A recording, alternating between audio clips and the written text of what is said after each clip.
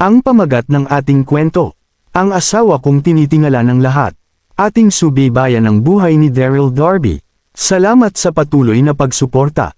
Kailangan ko ang inyong pag-subscribe sa aking channel. Kabanata 3511. Seryoso ang mukha ni Madam Pandora nang sagutin niya si Daryl, ngunit pinagpapawisan ang palad nito. Siya ay nasa gulat. Base sa kanyang ekspresyon, hindi inakala ni Daryl na nagsisinungaling siya. Sige, ibaba na natin ang paksa. May isa pa akong tanong. Ano ang ginagawa mo sa labas ng kabisera? Bakit mo dadalhin ang pamilya mo sa ganitong lugar? Kinagat ni Madam Pandora ang kanyang mga labi, halos makita ng isa ang mga gulong na umiikot sa kanyang isipan.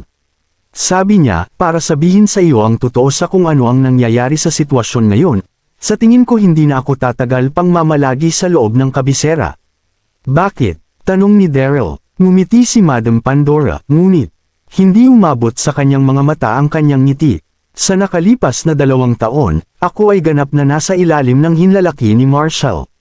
Wala akong ibang magagawa kundi ang tuparin ang kanyang utos na gamitin ang aking kagandahan upang maging sanhi ng pagbagsak ng ibang mga pamilya. Ngayong siya ay bumagsak, wala na ako sa kanyang proteksyon, at ang mga pamilyang iyon ay tiyak na maghihiganti sa akin, kaya iyon ang dahilan kung bakit ang aking pamilya at ako ay kailangang makaalis sa kabisera sa lalong madaling panahon. Ang Men in Black ay dapat na ipinadala ng isa sa mga pamilyang iyon. Kung hindi, ang pinuno hindi sana tinapos ang sarili niyang buhay. Si Madam Pandora ay mukhang malungkot at nakakaawa habang sinasabi niya ang lahat ng iyon.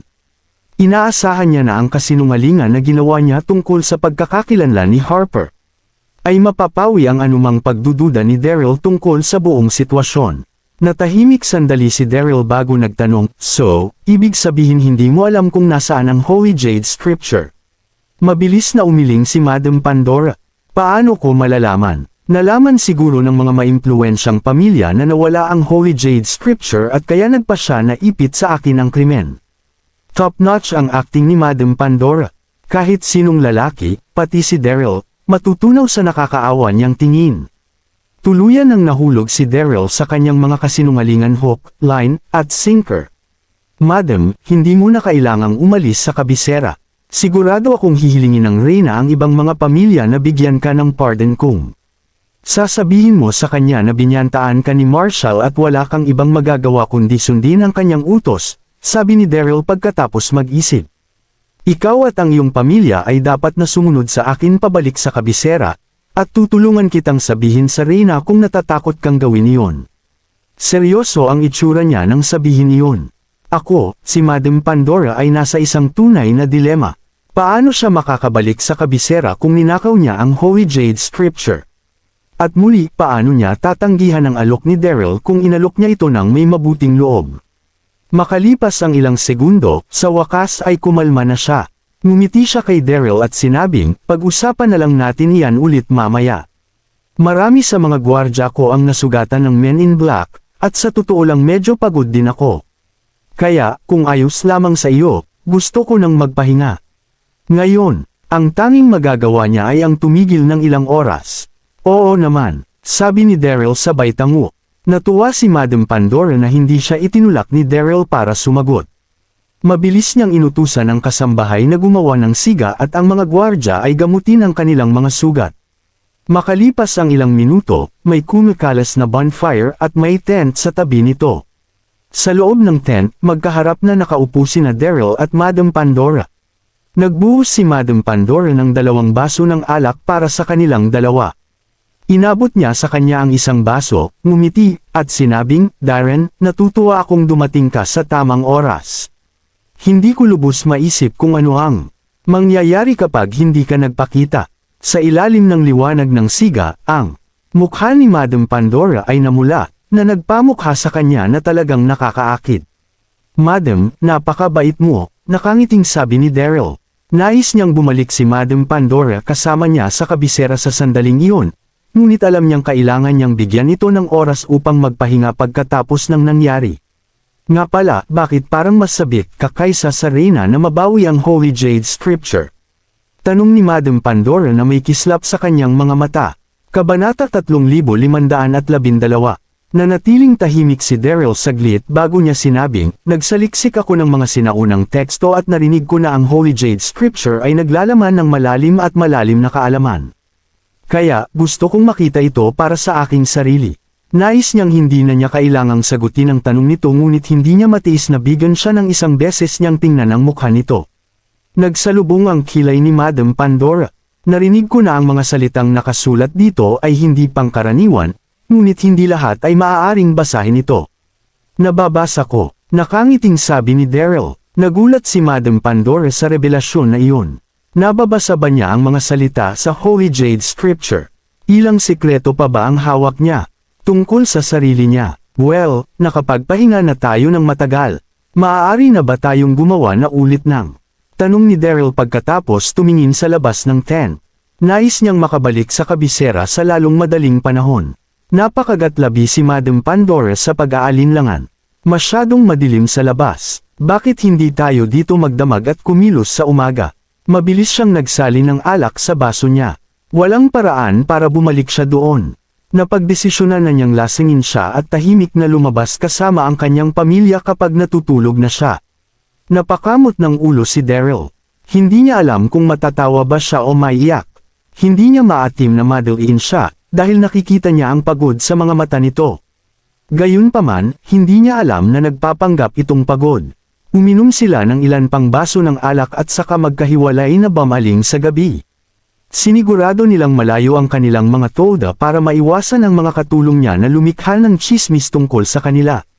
Gayunpaman, sa sandaling bumalik siya sa kanyang sariling tolda, nagsimula siyang makaramdam na parang may kakaiba sa buong bagay.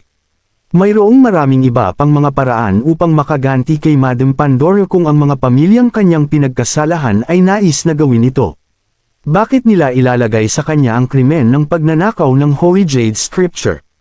Pagkatapos ay mayroong katotohanan na tanging si Elena at ang 12 paladin ang nasa eksena ng matuklasan niyang walang laman ng Thousand Variations box, kaya wala sa ibang mga tao sa Temple of Lights ang nakakaalam na nawawala ang Holy Jade Scripture. Walang paraan na nakarating ang balita sa ibang mga pamilya ng napakabilis. Iyon ang nag-iwan sa kanya ng pinaka-kapanipaniwalang paliwanag nagsinungaling si Madam Pandora sa kanya. Gusto niya itong tanungin kaagad, ngunit hindi nakikisa ang katawan niya sa lahat ng alak na nainom niya. Oh well, pwede naman siyang maghintay hanggang umaga para tanungin siya. At sa ideya na iyon, nakatulog siya. Sa kanyang sariling tolda, si Madam Pandora ay nakatitig sa kalangitan sa gabi na parang ulirat. Nakulayan ng alak ang pisngi niya, na lalong nagpaakit sa kanya. Hinihintay niyang makatulog si Daryl para makaalis na siya kasama ang kanyang pamilya. Biglang may lumitaw na figure sa pasukan ng kanyang tolda na parang multo. Isa itong malamig at kaakit. Akit na babae na nakasuot ng all-black soft armor. Ang kanyang mukha ay walang ekspresyon na parang yelo at nyebe na tumagal ng walang hanggan. Naglalabas siya ng delikadong aura. Nagulat si Madam Pandora sa kanyang presensya, ngunit magalang niyang sinabi, "Kamahalan, anong ginagawa mo dito? Pumunta ako para kunin ka. Nandito ako nang pigilan ka ng mga bandido, pero napagdesisyonan kong itago ang sarili ko nang makita ko si Darren." Ito ay si Rosalind mula sa Fantasy Sect. Sa buong kontinente ng Roland, maliban sa Templo ng Liwanag, mayroong maraming mga nakatagong organisasyon. Ang Fantasy Sect ay isa sa kanila. 3 taon na ang nakalilipas, nagkataon, si Madam Pandora ay sumali sa Fantasy Sect at lihim na nagtatrabaho para sa kanila mula noon. Kabanata 3513. Ang Sectmaster ng Fantasy Sect ang nag-utos kay Madam Pandora na nakawin ang Holy Jade Scripture. Nagulat si Madam Pandora sa sinabi ni Rosalind, ngunit hindi niya ito ipinakita. Kung ganoon, dapat tayong bumalik kaagad. Kanyang aitit-ipon ang kanyang mga bantay at kasambahay, ngunit pinigilan siya ni Rosalind. Paano mo balak harapin si Darren? Medyo nakainom siya ng alak, kaya maari tulog na siya. Aalis tayo ng tahimik, at hindi niya ito malalaman. Kaibigan ko si Darren. Tlawag ninyo siyang sasaktan, miyanhing sinabi ni Madam Pandora. Pagkatapos, bigla na lang sumagi sa kanyang isip, at sinabi, "Huwag ka mag-alala.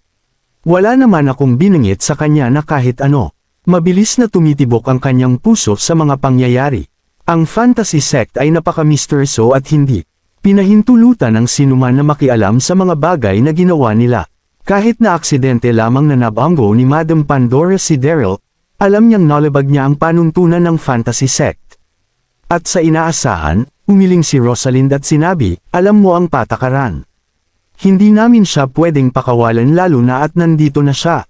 Rosalind, please, sabi ni Madam Pandora habang at siya ay nag-umpisa mataranta. Pinutol siya ni Rosalind at sinabi, tama na, walang silbi ng pagmamakaawa mo para sa buhay niya. Narinig kong sinabi niya na nababasa niya ang mga salita sa Holy Jade Scripture. Matutuwa ang sect master na malaman ta, kaya napagpasyahan kong isama rin siya sa amin. Pagkatapos nito, wala siyang nagawa at umalis sa tent ni Daryl kung nasaan si Daryl. Hindi maaari, isisip-isip ni Madam Pandora, ano kaya ang kayang gagawin? Sobra siyang naguguluhan at nababahala. Gusto niyang pigilan si Rosalind, ngunit paano kung mas mataas ang katayuan nito kaysa sa kanya? Mahimbing na natutulog si Daryl sa kayang tent nang biglang dumating ang magandang ngunit malamig na aura ni Rosalind. Bigla ito nagising ramdam nito ang tensyon sa hangin. Akala niya ay si Madam Pandora ang pumasok sa kanyang tent at muling lumingon ito pabalik. Ngunit, mabilis na hinampas ni Rosalind ito sa kanyang batok. At agad itong nawalan ng malay si Daryl. Asterisk go ka, galit na nasa isip ni Daryl bago siya tuluyang mawalan ng malay. Akala niya si Madam Pandora ang hamampas sa kanya. Nakahinga na may kapanatagan si Rosalind habang wala lang sa kanya sa nawalan ng malay si Daryl. Sa sunod na mga pangyayari, tinali niya ito at bumalik patungo ng fantasy sect kasama si Madam Pandora.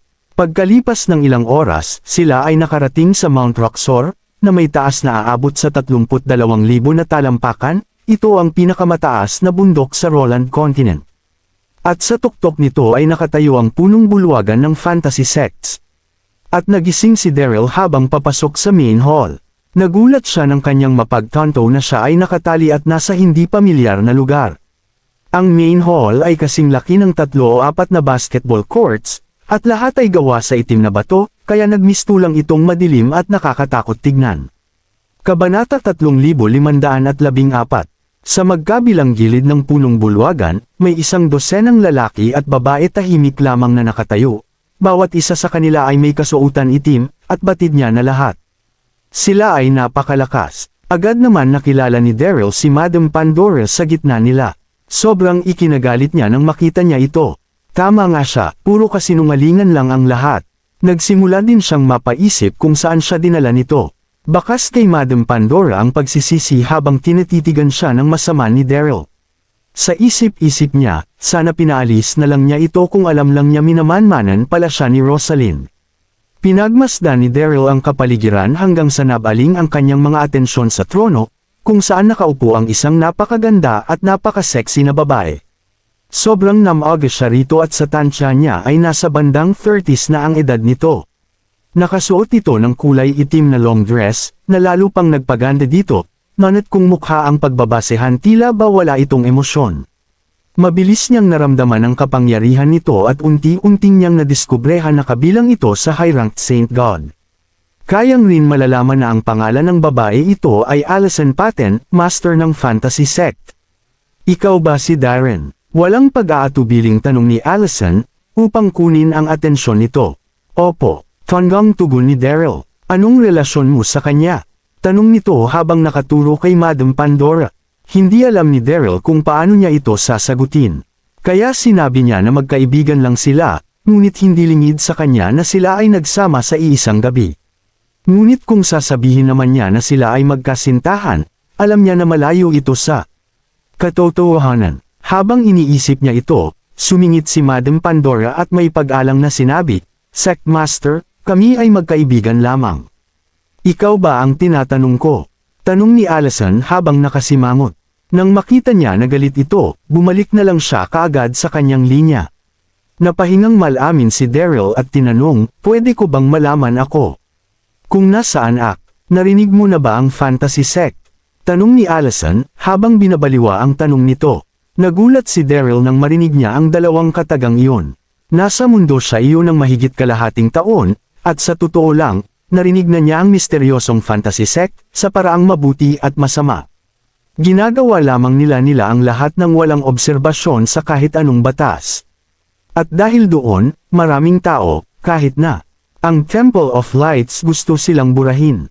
Ngunit, kahit sino ay hindi alam kung saan ang bulwagan nito. At hindi niya akalain na mahuhuli siya at dadalhin siya ng mga ito. Iisa pala siya sa kanila, isip ni Daryl habang tinitignan si Madam Pandora. Alam mo ba kung bakit ka namin dinala dito? Tanong ni Allison. Mahinhin, magalang at malamig niya itong sinabi. Napahinga ng malalim ulit si Daryl at ngumiti. Paano ko malalaman? Maaari ay dahil sobrang guwapo ko.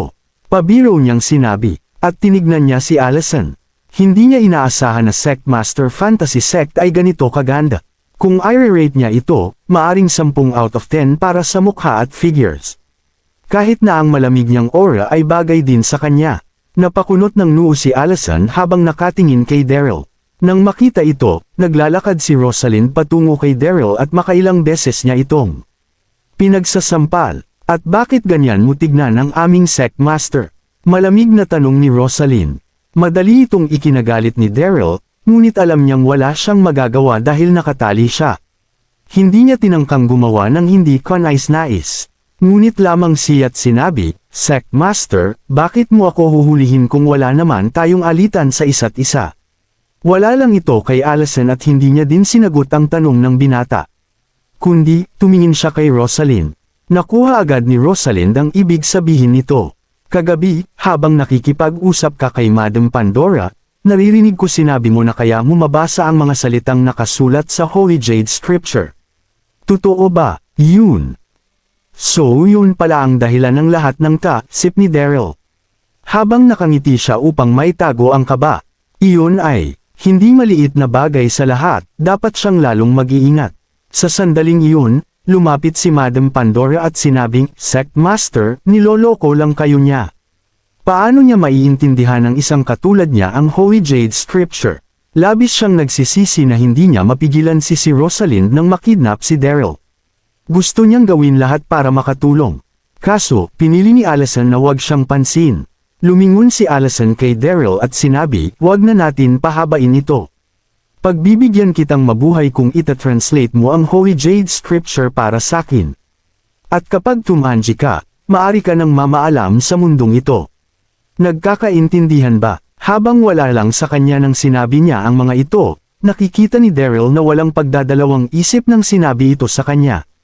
Makalipas ang ilang taon, ang Fantasy Sect ay nalagpasan na ng Temple of Light na naging sanhi ng walang tigil na sakit ng ulo para kay Allison. 3 araw bago ang kasalukuyan, nalaman niya na ang Reyna ay handang ibigay ang isa pang kalahati ng Holy Jade Scripture sa Diyosa ng Liwanag.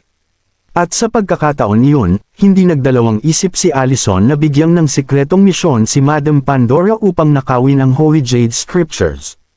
Ang Holy Jade Scriptures ang natatanging kayamanan ng Temple of Light, at nilalaman nito ng maraming sekreto. At ang Fantasy Sect ay maaring manalo sila laban sa Temple of Light kung malaman niya kung ano ang sikretong nito. Ngunit, siya nadismaya, nalaman kasi nila na hindi nila kayang basahin ang mga salitang nilalaman ng Holy Jade Scriptures. Ngayon, natural lang na ma-excite si Allison lalo na laman niya na may katulad ni Daryl na may kakayahan basahin ito. Tinawag ni Allison ang kayang mga alagad upang dalhin ang Holy Jade Scriptures na kung saan ay nilagay ito sa harapan ni Daryl. Katulad ni Allison, pinipilit ni Daryl na i-compose ang kanyang sarili dahil na rin sa pagkasabik dahil sa wakas ay makikita na niya ang kalahati ng Holy Jade Scriptures. Ngunit, hindi niya lubos maiisip kung bakit handang trader ni Madam Pandora ang Reyna para sa Fantasy Sect. Sabihin mo na sakin, ngayon na. Sumigaw si Allison sa kanya habang siya naman ay nanatiling tahimik. Napahingang malalim ulit si Daryl at sinabi, tama si Madam Pandora. Nagbibiro lang ako kagabi. Paano ko maita-translate ang mga salitang hindi ko naman naiintindihan? Katulad ng kanyang sinabi, Sect Master, bakit hindi na lang natin siya palayain? Sabi ni Madam Pandora, Kabanata 3515. Tumahimik ka. Galit na pasiga ni Rosalind. Tumingin siya ng masam kay Madam Pandora at sinabi, base sa pinapakita mong pagmamakaawa para sa kanyang buhay, tingin ko higit pa kayo sa isang magkaibigan. Sabihin mo nga sa amin, sino mas mahalaga, ang ating sect master o ang lalaking iyan? Namula ang buong mukha ni Madam Pandora, naubusan siya ng sasabihin. Tinitigan naman si Allison si Madam Pandora bago sabihin, totoo nga, na gumawa ka ng isang malaking pabor na nakawin ng Holy Jade Scripture. Ngunit huwag mong kalimutan na kabilang ka sa fantasy sect at nangakong gagawin ang lahat para sa ikabubuti nito. Napakagatlabi si Madam Pandora. Labis siyang naipit sa sitwasyon. Sige, pumapayag na ako. Ita-translate ko ang Holy Jade Scripture. Pero bago ang lahat, pakawalan ninyo muna ako, sinasabi ni Daryl habang tumitingin kay Madam Pandora. Galit pa din siya na dinala siya nito doon, ngunit nakikita niya na patuloy siyang tinutulungan nito. Kaya gamaan din ang loob niya kahit paano. Nakasimangot si Allison sa gustong mangyari ni Daryl. Tingin mo ba nasa posisyon ka para makipagnegosasyon sa amin? Sigaw na sinabi ni Rosalind. Ang iba ay masama din ang tingin sa kanya. Tingin nila ay gusto na nitong mamatay. Nanatiling kalmado si Daryl. Sinabi ko na aking mga kondisyon. Nasa sa inyo na kung gusto talaga ninyo i-translate ko ang Holy Jade Scripture. Nagdilim ang paningin ni Allison. Sige, ganito mo gusto makipaglaro Pagbibigyan kita, ngayon mo mararanasan ang totoong bangis ng fantasy sect. Rosalind, dalhin mo nga ang mga kagamitan. Walang pag-aatubili, dinala ni Rosalind ang isang kumpol ng tinak. Itong mga tinak na ito ay arong itim, at ang patusok nito ay sobrang itim kumikinang ito ng may pagkaberde. Lumapit ito kay Daryl habang hawak niya ang tinak, itong mga tinak na ito ay galing sa Demon Vine Tree. At kapag naturukan ka nito, bawat sakit na nararamdaman mo ay tataas ng higit sa 10 beses. Sa ngalan ng Sect Master, tatanungin kita sa huling pagkakataon, ipinapahiwatig mo ba ito para sa amin? Sa loob-loob ni Daryl, galit na galit siya, sa kabilang banda ay ipinapakita niya pa din ang relax lang siya. Pagkatapos, bigla sinaksak ni Rosalind ang tinak sa kanyang balikat. Naramdaman ang sakit sa kanyang buong katawan, nasaktan ito ngunit pinilit niyang hindi sumigaw. Ngunit, hindi pa natapos si Rosalind doon. Tuloy-tuloy niyang iturok lahat ng tinak sa pinaka-sensitibong parte ng kanyang katawan. Nakaya ni Daryl na tiisin ang sakit sa mga unang tinak, ngunit pagkatapos nito, hindi niya mapigilan kundi mapasigaw sa sakit. *T, napakalala namang ng taong ito. Sa pagkakataong ito, pinagpapawisan si Daryl. Gusto na niyang i-active ang internal energy na nasa loob ng kanyang katawan. Ngunit hindi niya magawa ito dahil na rin sa sakit na nararamdaman niya. At sa wakas, tinurok na ni Rosalind ang pinakahuling tinak sa kanyang katawan at bumilid. Nagbago na ba ang iyong isip? Handa ka na bang i-translate ang Holy Jade Scriptures para sa amin? Tanong ni Allison habang bahagyang nakangiti. Humingang malalim si Daryl at ngumiti. Kabanata 3516. Dito na biglang nagbago ang itsura ni Allison. Nagalit ito ng husto habang nagugulat ng kaunti matapos makita kung gaano kataas ang pain tolerance ni Daryl. Dito na biglang bumigat ang aurang bumalot sa buong hall. Agad namang umabant at lumuhad sa lupa si Madam Pandora nang maramdaman niya ang pagkadehado nila sa kanilang plano. Sect Master, nagmamakaawa po ako sa inyo. Pakawalan niyo na po siya. Hindi na niya natiis pa na mapanood pang masaktan ng ganito si Daryl. Traidor ka. Ikulong ninyo siya kasama ni Darren. Galit na utos ni Allison. Natuwa siya ng husto noong nakawin ni Madam Pandora ang Holy Scripture sa kanya, pero agad itong naging galit nang makita niyang magmakaawa si Madam Pandora para sa buhay ni Daryl. Opo, Sect Master, sabi ni Rosalind. Dito na niya inutusan ng mga bantay na hilahin si Daryl at si Madam Pandora palayo. Parehong ikinulong ang dalawa pagkatapos ng 10 minuto. Kasalukuyan pa ring nakatali sa mga tinak si Daryl. Maging si Madam Pandora ay itinali ng mga tauhan ni Allison habang tumutulo ang luha sa maganda niyang mukha. Walang tigil itong humingi ng tawad kay Daryl. Patawarin mo ako, Daryl. Patawarin mo ako. At nang maramdaman nito ang pagiging sincere ni Madam Pandora, huminga ito na ng malalim habang sinasabi na, bakit ka nagsinungaling sa akin tungkol sa pagnanakaw ng Holy Jade Scripture? Hindi mo rin naman hinabol ang kahit na isang maimpluwensyang pamilya, hindi ba? Kaya bakit mo pinagtaksilan ang reyna? Napakagat na lang si Madam Pandora.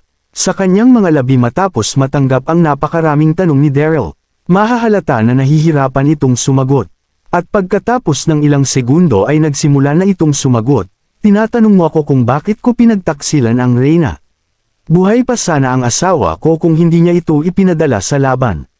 Oo, totoo nga na binigyan niya ako ng titulong Marquis, pero hindi pa rin ito maibabalik ang buhay ng aking asawa, hindi ba? Nalungkot at nagalit ito ng husto noong mga sandaling iyon.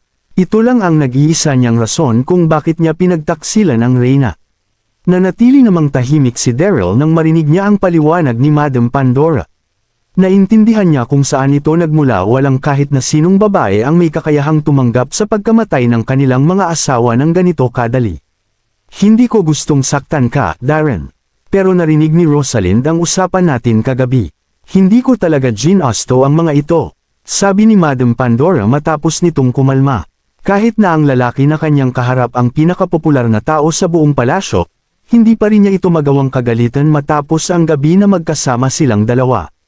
Kaya mas tumindi ang kanyang pagdurusa nang makasama niya ito sa kulungan. Napahinga naman ng bahagya si Daryl matapos niyang makita ito. Dito na niya naisip na hindi magiging maganda kung magpapatuloy ang kanyang galit dito. Sige na, okay na sa akin ang lahat. Hindi kita sinisisi, ha? Sinubukan niya itong eye comfort habang nakangiti. Agad namang nakaramdam ng tuwa si Madam Pandora sa mga sandaling ito. Pero hindi rin ito nagtagal. Ano na ang gagawin natin ngayon? Hindi tayo pakakawala ni Allison hanggat hindi mo natatranslate ang Holy Jade Scripture para sa kanya. Dito na niya biglang naisip ang isang bagay, dito na niya sinabing. Natatandaan mo ba ang acupoint technique na tinuro ko sa iyo? Alam mo pa rin ba kung paano itong gawin? Tusukin mo na ang acupoint ko ngayon din. Magiging imposible para sa kanyang gamitin ang kanyang internal energy habang nakatusok ang tinik na ito sa kanyang katawan. Hinding-hindi siya makakaramdam ng kahit anong sakit sa sandaling masilyuhan ang kanyang mga acupoint na magbibigay sa kanya ng kakayahang gamitin ang kanyang internal energy at itulak ang mga tinik gamit ito. Kabanata 3517. Tumanggo si Madam Pandora habang mabilis niyang sinisilyuhan ang mga acupoints ni Daryl gamit ang kanyang mga siko. Ito ang unang beses na gawin niya iyon, pero sa ilalim ng gabay ni Daryl ay nagawa niyang masilyuhan ang mga acupoint nito nang walang kahirap-hirap. Dito na biglang hindi naramdaman ni Daryl ang sakit na nagmula sa pagbaon ng mga tinik sa kanyang katawan. Dito na niya ginamit ang kanyang internal energy para itulak ang mga tinik na ito paalis sa kanyang katawan. Pagkatapos ng 10 segundo ay nagawa niyang maalis ang mga tinik at lubod na nakapulupot sa kanya. Agad na lumuwag ang kanyang pakiramdam matapos niyang mapalaya ang kanyang katawan, dito na kumislap sa galit ang kanyang mga mata. Buwisit, naghirap lang pala, ako para sa wala, dapat kong siguruhin na magbabayad ang sect master sa ginawa niya sa akin. Dito na siya pumunta kay Madam Pandora para alisin ang lubod sa katawan nito. Paano mo nalaman kung paano alisin ang mga lubod na ito, Darren? Tanong ni Madam Pandora. Bilang miyembro ng fantasy sect, alam niya kung gaano kalakas ang sektang iyon at ang lubod na ginamit ng mga ito ay isang walang katulad na lubod kaya agad siyang nasipresa nang makita niya itong sirahin ni Daryl ng ganoon kadali. Isa nga talaga itong misteryosong lalaki. Pero hinding-hindi niya ito maiisip kung alam niya lang na wala na sa kanyang imahinasyon ang kakayahan nito. Ngumiti naman si Daryl habang naghahanade magpaliwanag nang makita niya ang bitik sa pader na nasa likuran ni Madam Pandora. Agad niyang naramdaman ang mahinang spiritual aura na nagmumula sa butas. Na ito, diyan ba talaga nanggaling ang spiritual aura na iyon? Isip ni Daryl habang nilalapit ang kanyang sarili sa dingding. Dito na niya ginamit ang kanyang internal energy para hampasin ang dingding gamit ang kanyang palad. Dito na nasira ang pader na gumawa ng isang madilim at misteryosong butas. Kahit na hindi alam ni Daryl kung saan ito papunta, naramdaman pa rin niya ang isang formation ng mga bato na nagbantay dito.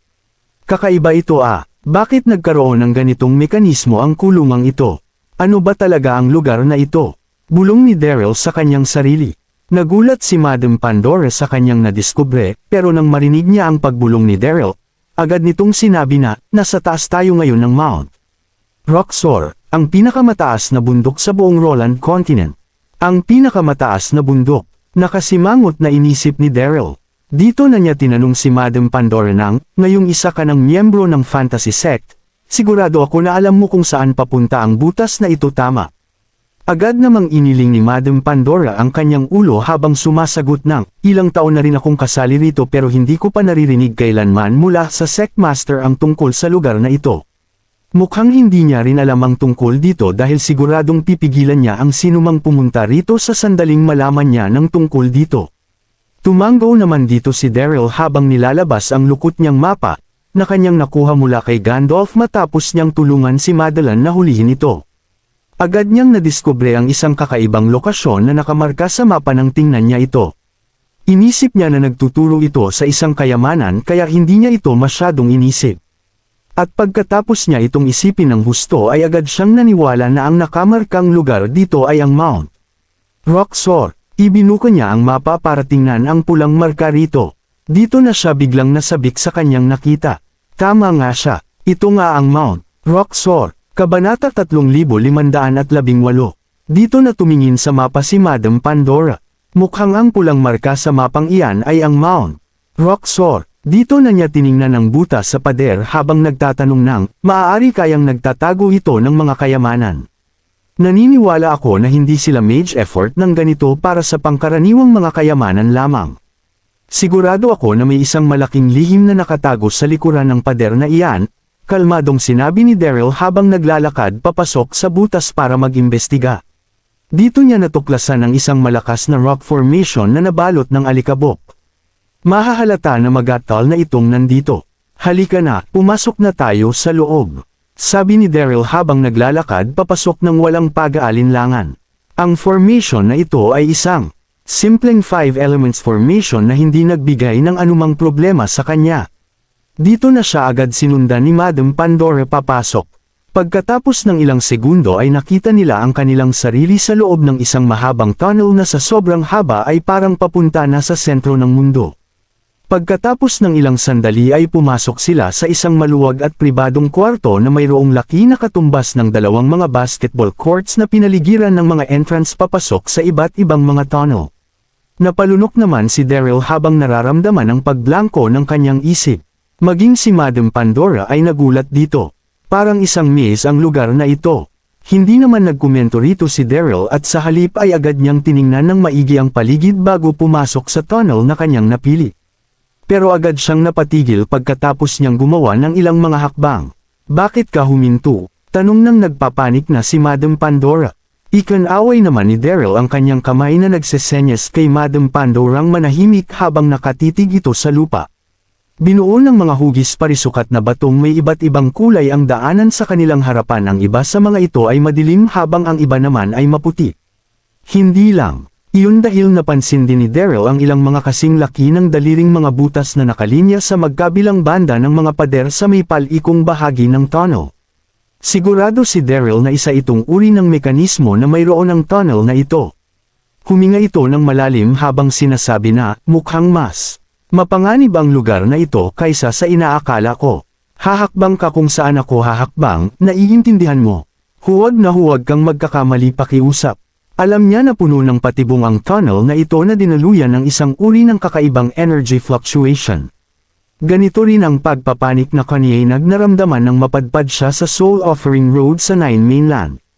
Pinigilan ng kakaibang enerhiya na ito ang internal energy sa kanyang energy field, dahil dito ay naging imposible para sa kanyang lumipad kasama ni Madam Pandora. Kaya wala na siyang magawa kundi tumawid sa mga patibong na ito. Sige, walang problema. Tumatainggong sinabi ni Madam Pandora. Nagpanik na rin siya sa mga sandaling ito. Hindi niya na nagawa pang salungatin ang utos ni Daryl. Sinundan niya ito ng maigi sa bawat paghakbang na ginagawa nito. At nang malapit na silang makatawid sa patibong, nagawang magkamali ni Madam Pandora nang dahil sa bigla nitong pagpapanik. Agad namang nagulat dito si Daryl. Agad siyang bumalik para ituwid ang pagkakamali pero huli na ang lahat. Dito na sila nakarinig ng ingay mula sa mga gear habang nanginginig ang lupa sa kanilang tinutungtungan. Hindi nagtagal ay nakakita sila ng ilang mga liwanag na nagpakita sa mga maliliit na utos papunta sa kanila. Ang bawat isang liwanag na ito ay isang umaapoy na palasong balot ng langis. Masyadong nakakagulat para sa kahit na sino ang isang tanawing nababalot ng nasa 1,000,000 mga nagliliyab na palaso. Kabanata 3519. Darren, sigaw ni Madam Pandora. Nanatili namang kalmado si Daryl nang hilahin niya at yakapin si Madam Pandora habang gumagawa ng isang barrier sa kanilang paligid gamit ang kanyang internal energy. Dito na tumalbog ang milyon-milyong mga palaso na sinabayan ng kalat na ingay mula sa mga ito. Nanatili namang walang sira ang barrier na ginawa ni Daryl. Dito na nakahinga ng maluwag si Madam Pandora habang humahangang tumisyon dyan kay Daryl. Nararamdaman ko na ligtas ako sa tuwing kasama ko siya, isip nito. Pagkatapos ng ilang segundo ay tumigil na rin ang tila walang humpay na paglabas ng mga palaso sa mga butas na nasa pader ng tunnel. Phew! Mabuti na lang at nagawa kong kumilos ng agaran dahil kung hindi ay kanina pa sana kami naging mga cactus. Nakangiting sinabi ni Daryl habang pinapakawalan si Madam Pandora sa kanyang mga bisig. Tumanggaw naman dito ang gulat na gulat pa rin si Madam Pandora. Maraming salamat sa pagliligtas mo muli sa aking buhay. Patawarin mo sana ang mali kong paghakbang kanina. Masyado kasi akong nainerbiyos. Ngumiti naman si Daryl at muling comfort si Madam Pandora bago magpunta ang dalawa sa loobang bahagi ng tunnel. Samantala, kasalukuyan pa ring nagngangalit si Allison kay Daryl. Mas tumindi pa ang kanyang galit nang maisip niya ang tungkol sa pagmamakaawa ni Madam Pandora para sa buhay nito. Mayroon pong nangyari, Sect Master, mayroon pong hindi magandang nangyari. Sigaw ng isang nagpapanik na bantay. Dito na mas tumindi ang galit ni Allison. Bakit ka nagpapanik? Ano ang nangyari? Galit nitong isinigaw. Napalunok naman ang bantay bago nauutol na sabihin, na wala po ang dalawa nating bilanggo sa kanilang selda at mayroon din pong isang malaki at kakaibang butas ang makikita sa dingding nito. Dito na napatayo sa sobrang pagkagulat si Allison. Paano nagawang mawala ng dalawang iyon ng ganoon-ganoon na lang? Dito na siya agad na nagpunta sa selda habang sinusundan ng kanyang mga tauhan. Agad silang nakarating sa selda at nagulat sa kanilang nasaksihan. Nakita nila sa loob nito ang isang malaking butas sa pader habang walang kahit na anong senyales ni na Daryl at Madam Pandora ang naiwan sa loob ng seldang. Iyon, matagal na bang nandito ang butas na iyan? Ano pa ang hinihintay ninyo? Pumasok na kayo at ibalik niyo ang dalawang iyon sa harapan ko. Sigaw ni Allison. Sigurado silang lahat na pumasok ang dalawang pag-anti-sabotage na iyon. Opo, Sect Master. Sigaw ng mga bantay habang mabilis na pumapasok sa butas. Pero agad na nagulat ang mga ito nang malaman nila na hindi sila makalampas ng dahil sa kakaibang rock formation na nakaharang sa butas na iyon. Dito na kumunat ang ulo ni Allison habang mas tumitindi ang kanyang galit. Ano pang hinihintay ninyo riyan? Mukhang mayroon pong kakaiba sa mga batong ito, Sect Master. Oo nga po, hindi namin magawang makalampas sa mga ito. Dito na nainis ng sobra-sobra si Allison matapos niyang makita ang kasalukuyan nilang sitwasyon. Nagulat din ito sa kanyang narinig dahil nakasisiguro rin siya na hindi nagsisinungaling ang kanyang mga bantay. Siguradong mayroong kakaiba sa mga batong iyon. Kakaunti lang ang mga tao sa Roland Continent ang mayroong kaalaman tungkol sa mga formation at kabilang narito si Allison. Pero mabilis pa rin itong nagkaroon ng ideya. Bilasan ninyo, durugan ninyo ang mga batong iyan. Dito na kumuha ng maso ang kanyang mga bantay na kanilang ginamit para durugan ang mga bato sa kanilang harapan. Pagkatapos ng kalahating oras ay napulbos na ng mga bantay ang mga batong nakaharang sa kanilang harapan na tuluyang sumire sa formation na nagprotekta sa butas. Dito na sumugod si Allison kasama ng kanyang mga bantay. Kabanata 3520. Habang mas palayo ng palayo ay mas patindi ng patindi ang takot na nararamdaman ni Allison. Inakala niya na isa lang itong ordinaryong tunnel pero alam niyang mayroong mali nang makita niya ang mga inukitang bato sa ilalim ng kanyang mga paa. Hindi nagtagal ay nakarating na rin si Allison sa private room na pinanggalingan ni Daryl kanina. Kasama niya ngayon ang daan-daan niyang mga bantay. Mukhang isang sinaunang lugar po ang tunnel na ito, Sect Master. Siguradong maraming panganib ang nag-aabang ngayon sa atin. Bakit hindi na lang po kayo manatili rito habang iniimbestigahan namin ang lugar na ito? Sabi ni Rosalind matapos niyang makita ang mga daanan papasok sa iba't ibang mga tunnel. Kilala sa iya sa pagiging maingat kaya agad niyang inuna ang kaligtasan ni Allison anuman ang mangyari. Pero kabaliktaran naman nito ang naisip ni Allison. Isa lang itong sinaunang lugar kaya wala akong dapat na ikatakot dito. Dito na nagpakita ang determinasyon sa maganda niyang mukha. Bilang sect master ng fantasy sect, isang kahihiyan para sa kanya ang pagpapakita ng takot sa kanyang mga kasamahan. At higit sa lahat ay gustong-gusto na rin niyang mahuling muli sina Madam Pandora at Daryl sa lalong madaling panahon. Sa bagay, si Daryl lang ang nag-iisang tao sa mundong ito na may kakayahang basahin ang Holy Jade Scripture.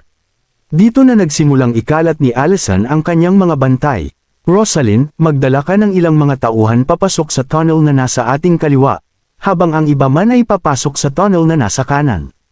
At kayong mga natira, sumunod kayo sa akin. Hindi naman nagsalita ng kahit na ano. Si Rosalind sa mga sandalay nito. Sa loob ng isang iglap ay nagawa nilang hatiin ang ilang daang mga bantay sa 10 mga grupo para papasukin sa bawat isang tunnel sa paligid. Maging si Allison ay pumasok sa isa sa mga tunnel kasama ang nasa 100 mga bantay. Pero pagkatapos ng ilang hakbang ay agad na nakarinig si Allison ng isang kakaibang tunog mula sa mga dingding ng tunnel. Mahahalata na mayroon sa kanilang umapak sa maling bato. Napakunot na lang ang kanyang ulo habang mabilis na sinesenyasan ang kanyang mga bantay na huminto pero huli na ang lahat. Dito na biglang lumipad ang napakaraming umaapoy na palaso. Patayin ninyo ang apoy. Nagpapanik na sigaw ni Allison. Agad namang inapula ng mga bantay ang mga hawak nilang sulok, pero agad pa ring nagliwanag ang kanilang paligid sa dami ng nagliliyab na palasom. Lumipad papunta sa kanila. Mabilis namang nag-react si Allison. Agad siyang umatras mula sa apoy kaya hindi siya nasunog dito. Pero kabaliktaran naman nito ang sinapit ng kanyang mga bantay. Sa loob ng isang iglap ay agad na nabalot ng apoy ang daan-daan niyang mga tauhan sa dagat-dagatang apoy na kumalat sa tunnel. Agad na nag-echo ang boses ng mga ito sa paligid habang nasusunod sila ng buhay. Nang inig ng husto ang katawan ni Allison nang dahil sa takot, pagkagulat at galit. Anong klase ng lugar ito? Isip niya. Siguradong mayroong hindi mapapantayang kayamanan sa loob nito. Dito na siya nasabik habang umaabante matapos tuluyang mamatay ng apoy sa kanyang daraanan. Samantala, maingat namang naglakad sina Daryl at Madam Pandora sa loob ng pinasukan nilang tunnel.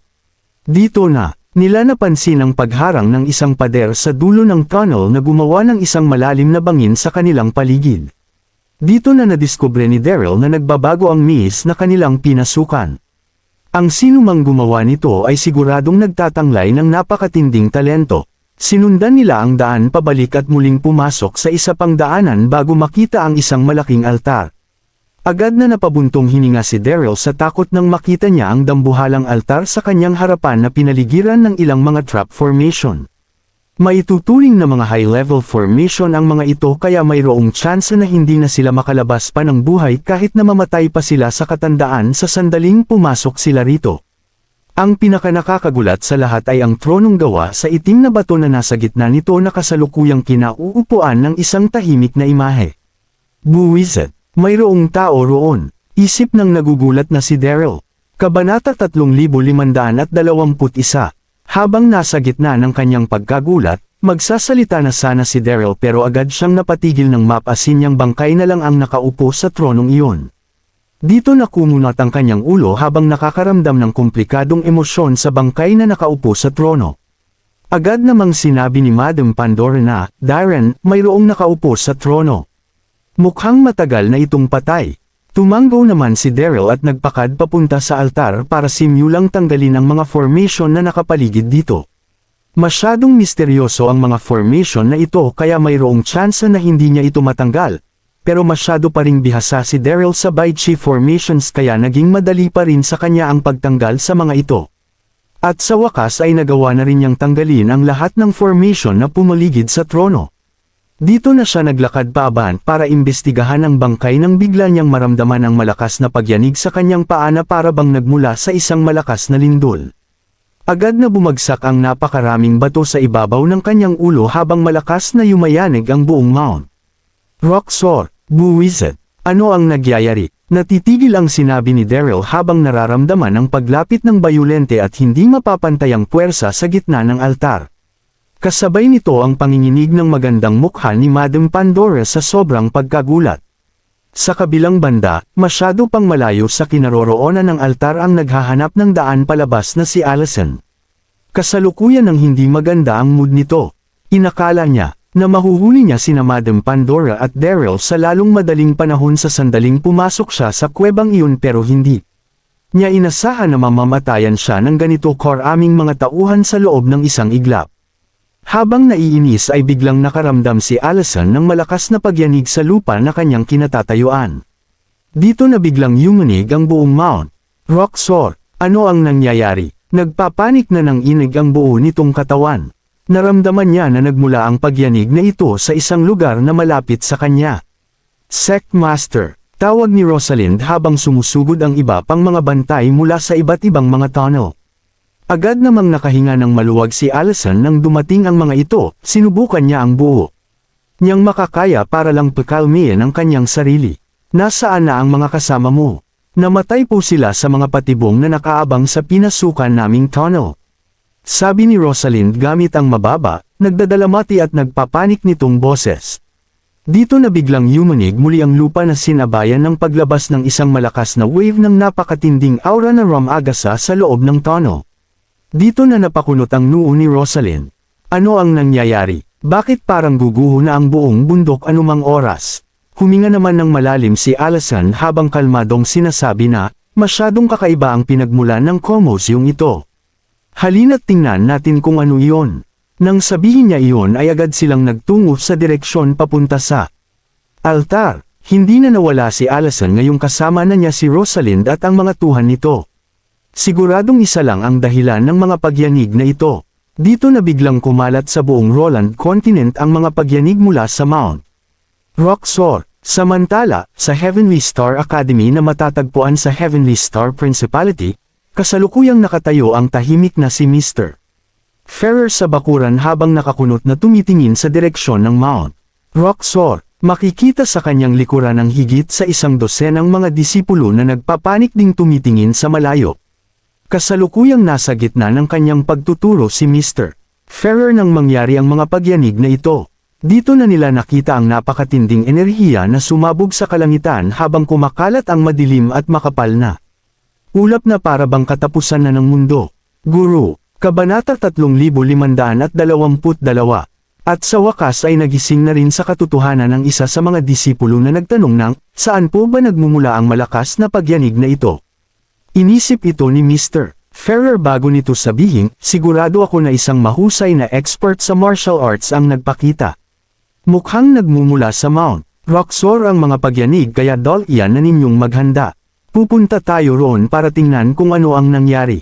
Opo, Guru. Samantala, sa loob ng isa sa mga main hall ng Bloodhound Organization, tahimik at seryosong umupo si Olena sa mga sandaling ito.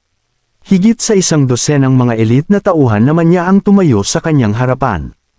Agad niyang ipinatawag ang mga ito para tanungin tungkol sa mga naramdaman nilang pagyanig. Tumingin ang mga mata ni Olena sa kanyang mga tauhan habang nagtatanong ng, nalaman mo ba kung ano ang nangyari? Isang elite naman ang mabilis na naglakad paabant habang sinasabi na, Chief, ayon po sa aming investigasyon, nagmula po sa Mount Roxor ang mga pagyanig na naramdaman natin. Chief, ang Mount Roxor po ang pinakamataas na bulubundukin sa buong kontinente kaya naniniwala ako na mayroong malaking pangyayari na nagpakawala sa pagyanig na ito. Kaya minumungkahi ko po na tingnan natin ito sa lalong madaling panahon. Sabi ng isa pang elite. Tumatango namang sumangayon dito si Olena. Sige, ipatawag mo ang iba mo pang mga kasama para magpunta sa Mount Roxor ngayon din. Samantala, sa kinaroroonan nina Daryl at Madam Pandora, mas tumindi pa ang puwersang lumabas sa altar habang mas lumalakas ang pagyanig na kanilang nararamdaman. Nagawa namang labanan ni Daryl ang puwersang ito gamit ang kanyang internal energy pero kabaliktaran naman nito ang naranasan ni Madam Pandora na nawala ng malayo matapos magdilim ang kanyang paningin. Lumipas muna ang isang mahabang sandali bago tuluyang nawala ang mga pagyanig sa paligid. Huminga ng malalim si Daryl habang sinusubukang ik-ek si Madam Pandora nang makaramdam siya ng isang kakaibang bagay sa kanyang likuran. Dito na siya napatingin sa kanyang likuran at agad na magulat sa kanyang nakita. Nakita niya ang isang matandang lalaki na nakatayo ng tahimik sa kanyang likuran. Nakasuot ng isang linen robe ang matanda na Nagmukhang isang ordinaryong tao lamang, pero malinaw pa ring makikita na puno ng sigla ang kanyang mga mata habang naglalabas ang kanyang katawan ng isang aura na hindi maipapaliwanag ng kahit na sino. Ang pinakagumulat kay Daryl ay ang katotohanan na hindi talaga buhay ang matandang binuo lamang ng malakas na puwersang bumalot sa altar. Pero nagmukha pa ring totoo ang imahe na ito kahit na isa lang siyang hologram. Nakaramdam din ng kakaiba si Daryl na parabang pamilyar at malayo sa kanya ang matandang ito. Nakaka-impress ang ginawa mo, at sa wakas ay tumingin na rin ang tahimik na matanda kay Daryl habang sinasabi na, 2,000 taon na rin ang nakalilipas. Inakala ko na wala nang makakakita pa sa lugar na ito. Kahit na mapuntahan pa nila ito ay magiging imposible pa rin para sa kahit na sinong masira ang 6 na formation na ginawa ko. Pero hindi ko. Inasahan na masisira mo ito nang walang kahirap-hirap. Masyado ka pang bata pero malayo na ang narating mo pagdating sa mga formation. Kung tama ang aking hinala ay nagmula ka sa 9 mainland at hindi sa kontinenteng ito. Nagulat dito ng husto si Daryl. Nabablangko niyang tinitigan ang matandang lalaki habang nagugulat sa kanyang sarili. Napakagaling. Paano niya nalaman kung saan ako nanggaling? Sandali nga muna. Dito na biglang inayos ni Daryl ang kanyang isipan habang buong galang na sinasabing, maaari ko po bang tanungin kung kayo po ba si Master Franklin? Walang kahit na sino sa buong Roland Continent ang nakakaalam kung saan siya nagmula maliban kay Master Franklin. Sabagay, nagmula rin si Master Franklin sa 9 mainlands. Bingo! Tumatainggong ngiti ni Master Franklin kay Daryl. Napahinga naman dito ng malalim si Daryl kaya ilang sandali muna ang lumipas bago niya nagawang kumalma. Sigurado rin siya na bangkay ni Master Franklin ang nakaupo sa trono na nasa gitna ng altar. 2,000 taon na ang nakalilipas mula noong mapunta ito sa Godly Region. Ito kaya ang nangyari o pinili niyang manirahan dito nang mag-isa nang bigla siyang mamatay dito sa Mount Roxor. Na-realize rin ni Daryl sa mga sandaling ito na si Master Franklin ang gumawa sa malamis na lugar sa loob ng Mount Roxor pero hindi niya pa rin malaman kung ano ang dahilan ni Master Franklin kung bakit niya ito ginawa. Kabanata 3523. Kinakailangan niya ng sagot sa kanyang tanong, ano po ang lugar na ito, Master Franklin? Ito ay ang Chaos Teleportation Array. Mahinang isinagot ni Master Franklin habang nagpapakita ng nagugulang mga mata sa gitna ng kalmado niyang mukha. Nagulat naman at nasabik ng husto sa isinagot ni Master Franklin si Daryl. May kakayahan kaya ang array teleport na dalhin ako sa 9 mainland? Napakagaling kung totoo nga ang mga iniisip ko. Nabasa ko po ang inyong mga isinulat sa Holy Jade Scripture, Master Franklin. Mayroon pong isang section dito na nagsasabi kung paano makabalik sa 9 mainland, mas tumindi ng tumindi ang pananabik ni Daryl habang nagsasalita pero agad siyang pinigilan ni Master Franklin. Tama ka. Isinulat ko nga ang paraan para makapunta sa iba't ibang mundo sa Holy Jade Scripture, at ang paraang ito ay ang Chaos Teleportation Array, sabi ni Master Franklin. Dito na naging seryoso ang tono ng kanyang boses. Pero hindi pa tapos ang teleportation array na ito kaya hindi ka nito madadala pabalik sa 9 mainland. Agad na napangiti si Master Franklin sa ipinakitang itsura ng nalilitong si Daryl habang nagpapaliwanag dito. Alam mo ang tungkol sa Godly Region at Ghost World tama. Mabilis namang tumango rito si Daryl. Nagmula sa Goldie Region ang 9 Saint Oracles na kanyang nakilala sa 9 mainlands. Naging pamilyar na rin si Daryl sa Ghost World mula noong lihim na gawing tauhan ng King of the Deer ang traidor na si Jack ng Raksesa at si Lord Kennybread ng New World para masakop ang buong 9 mainlands. Masyadong malaki ang gulo na ginawa ng mga ito. Sa 9 mainlands, dito na niya narinig na nagsalita si Master Franklin habang inaalala ni Daryl ang tungkol sa mga bagay na iyon. Ang Godly Region, Ghost World at Human World ay tatlong magkakaibang mundo. Kaya kinakailangan munang mamatay ng isang tao sa Human World bago ito makapunta sa Ghost World, kinakailangan niya munang mamatay o dumaan sa Soul Offering Road. Mas naging mahirap naman ang pagpasok sa Godly Region. Tanging mga nilalang na may mataas na level ng lakas lamang ang maaaring sumire sa harang at tuluyang makapasok sa Godly Region. Pero naging halos imposible para sa kahit na sinong makarating sa level na iyon sa nagdaan na libu-libong taon. Tumatango namang sumangayon si Daryl dahil tama ang mga sinabi ni Master Franklin, ang Godly Region ay isa ng suntok sa buwan para sa mga Ordinaryong cultivator, pero ano ang kinalaman nito sa Chaos Teleportation Array? Isip ni Daryl. Mukhang nahulaan na ni Master Franklin ang iniisip ni Daryl kaya nakangiti itong sumagot ng. Sa totoo lang ay may isa pang paraan para makapasok ang isang cultivator sa Godly Region, at ito ay ang pagdaan sa Chaotic Void. Dito na biglang lumabo ang lahat ng naiintindihan ni Daryl.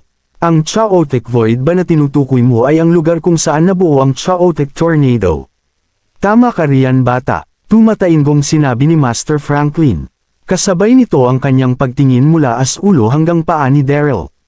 Kung hindi ako nagkakamali, napunta ka sa mundong ito nang dahil sa Chaotic Tornado. Tumango naman dito si Daryl. Dito na nagpatuloy sa pagsasalita si Master Franklin. Magaling kung ganoon. Dapat mong malaman na hindi lang limitado sa Nine Mainlands at Roland Continent ang mundo ng mga tao. Marami pang ibang mundo ng mga tao sa paligid pero hindi ito konektado sa isa't isa. Pinaghiwa-hiwalay sila ng Godly Region gamit ang Chaotic Void. Kabanata 3524.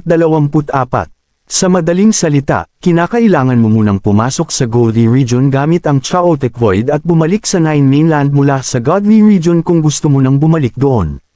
Magiging posible pa rin syempre ang direktang pagbalik sa Nine Mainland sa sandaling magpakita ang isang Chaotic Tornado sa Chaotic Void pero masyado pa ring mababa ang posibilidad na ito. At masyado rin itong mapanganib.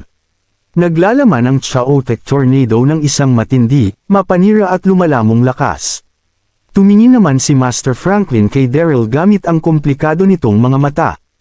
Ituring mo ng swerte ang sarili mo para magawang makapag-teleport sa mundong ito gamit ang Chaos Tornado. Tahimik namang tumango rito si Daryl. Nakaramdam siya ng pagkahilo ng alalahanin niya ang pangyayaring yun na naglagay sa kanya sa bingit ng kamatayan. Dito na niya naisip ang isang bagay bago nagtatakang magtanong ng, naiintindihan ko po ang mga sinabi ninyo, Master Franklin, pero marami pa po akong tanong. Paano niyo po kinailangang igugol ang ibuo ninyong buhay para lang itayo ang Chaos Teleportation Array na ito? Dito na naguluhan ng husto ang mga mata ni Daryl.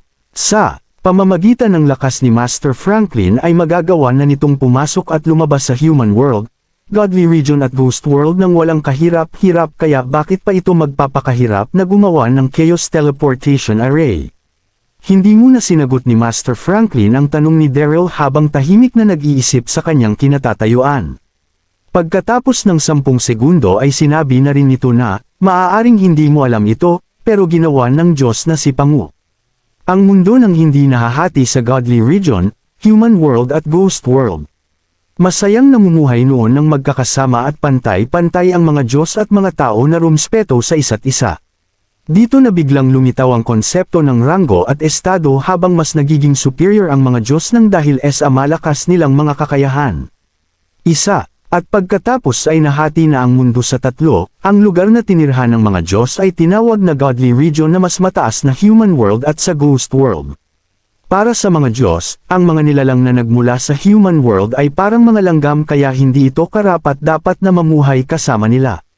Ito ang dahilan kung bakit nila ginawa ang Chaotic Void para maiwasan ang pagpasok ng mga tao sa Godly Region. Ilang sandali ring hindi napakali si Daryl nang marinig niya ang kwento ni Master Franklin.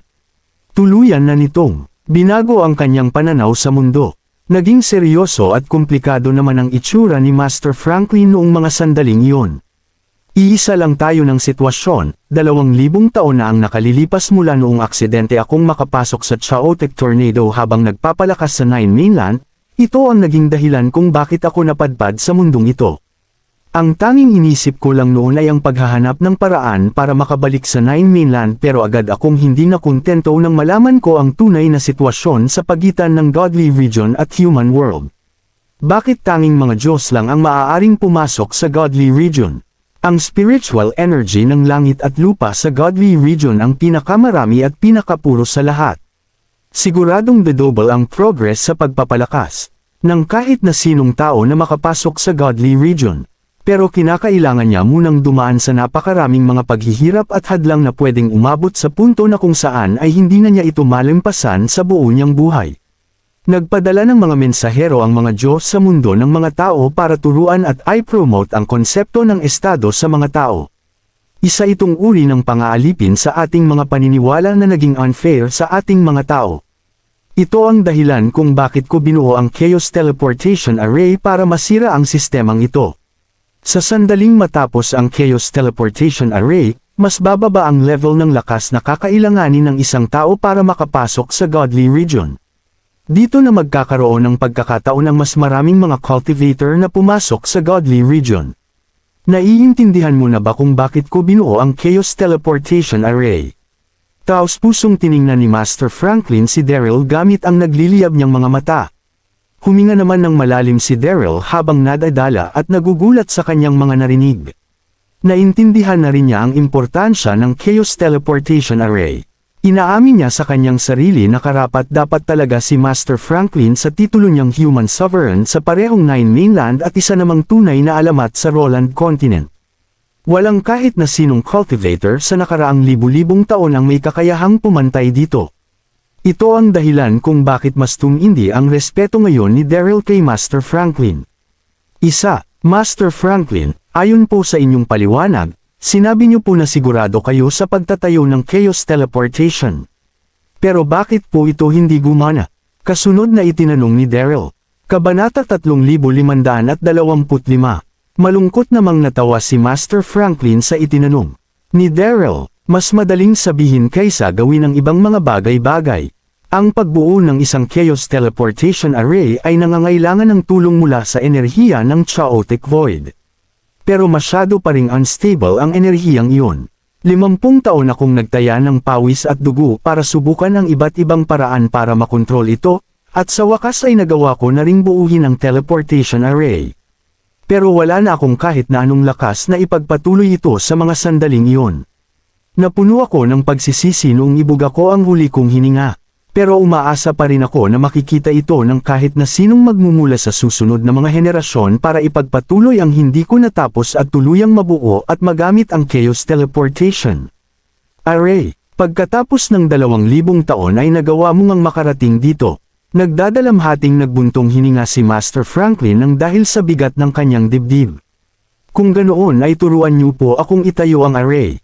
Sabi ni Daryl habang buong respetong lumuluhod sa harapan ni Master Franklin. Lilan lang ang mga taong hinangaan ni Daryl mula noong maging isa siyang cultivator.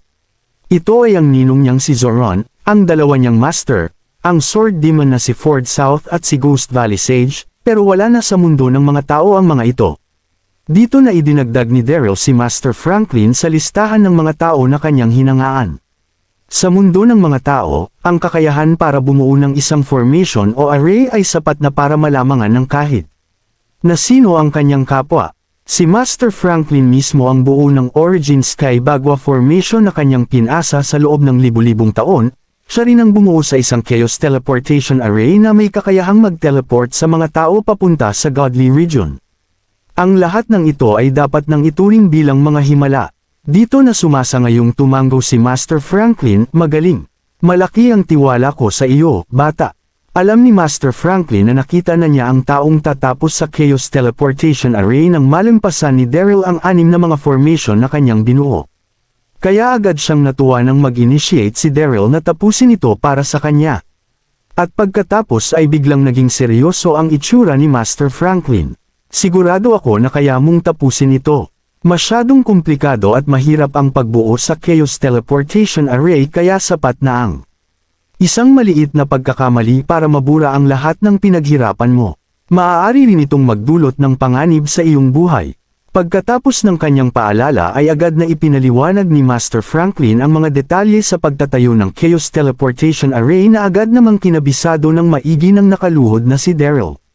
Hindi nagtagal ay lumipas na rin ang 1 oras, naintindihan na ni Daryl ang tungkol sa pagtatayo ng Chaos Teleportation Array, pero malinaw na unti-unti nang humihina ang hologram ni Master Franklin sa mga sandaling ito. Dito na nakaramdam ng magkahalong emosyon si Daryl habang sinasabi na, Master Franklin, kayo po. Alam niya na isa lang rin ang isipan ni Master Franklin na naiwan sa Roland Continent ang nagpakita sa kanyang harapan, kagaya ng mga hologram. Nina Quafo at Nua kaya maaari na itong mawala anumang oras. Pero kahit na ganoon ay hindi pa rin ginusto ni Daryl na makita ang pag-alis nito. Tumawa naman si Master Franklin nang maramdaman niya ang sentimiento ni Daryl habang sinasabi na, hindi mo na kailangan pang malungkot, bata. Malapit na rin tayong magkita. Kasalukuyan akong nagme-meditate ngayon sa Godly Region kaya maaari tayong mag-usap muli sa sandaling mabuo at magamit mo ang Chaos Teleportation Array papunta rito. Pero bago pa ang lahat, huwag mo sana akong bigan. Dito na niya kinawayan si Daryl bago unti-unting nawala ang kanyang imahe. Huminga muna ng malalim si Daryl. Bago seryosong sabihin na, huwag po kayong mag-alala dahil tutuperin ko po ang matagal na ninyong hiling na mabuo ang Chaos Teleportation Array, Master Franklin. Dito na siya tumingin sa kanyang paligid habang nasa sabik at gumagalang sa kanyang puso. Kabanata 3526. Nasabik siya ng husto noong maisip niya kung paano niya magagawang pumasok ng malaya sa Godly Region sa sandaling mabuo niya ang teleportation array na ito. Ma'am, dito na bumalik ang malay ng Nahimete na si Madam Pandora. Agad na nanlambot si Daryl nang marinig niya ang mahinhin nitong ungol. Mabilis siyang lumapit kay Madam Pandora para suportahan ito. Okay ka lang. Tiningnan niya ito ng maigi hanggang sa madiskubre niya na walang kahit na anong problema rito maliban sa kaunti bahagya nitong panghihina. Tumatango namang sumagot dito si Madam Pandora bago nagtatakang magtanong ng, ano ang nangyari? Guguho na ba ang lugar na ito? Huminga naman ng malalim si Daryl habang nakangiti rito. Hindi mo na kailangan pang mag-alala sa kahit na ano. Isa lang itong pansamantalang hadlang sa atin. Napagdesisyonan ni Daryl na huwag sabihin kay Madam Pandora ang tungkol sa pag-uusap nila ni Master Franklin at sa binuo nitong Chaos Teleportation Array sa takot na mag-ulat ito ng husto. Agad namang naniwala kay Daryl si Madam Pandora kaya hindi na ito nagtanong pa. Dito na tumingin sa kanyang paligid si Daryl habang sinasabi na, mayroon akong kailangang gawing importante. Mamaya, kaya kakailanganin ko ng tulong mo sa pagbabantay ng R na ito.